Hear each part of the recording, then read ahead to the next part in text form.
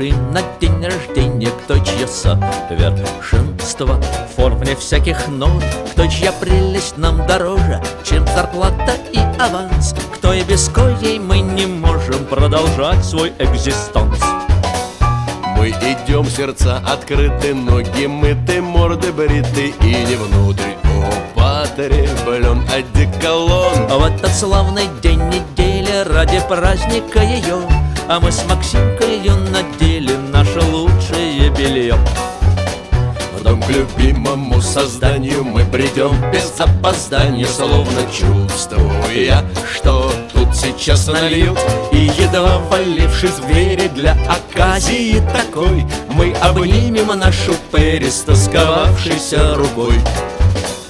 Но согласно всех традиций нас за стол зовут садиться, и, усевшись за столом, мы долго жрем. Стонет чрево в сладких пытках, сердце бьется горячей от изысканных напитков и божественных харчей. А после этой страшной жрачки прямо сразу без раскачки настает уже всерьез апофеоз. Для подруги нашей милой мы под грохот двух гитар начинаем, что есть силы, свой орать репертуар.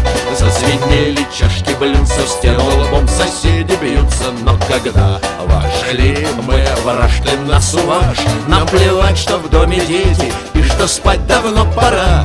Позабыв про все на свете, мы горланим до утра.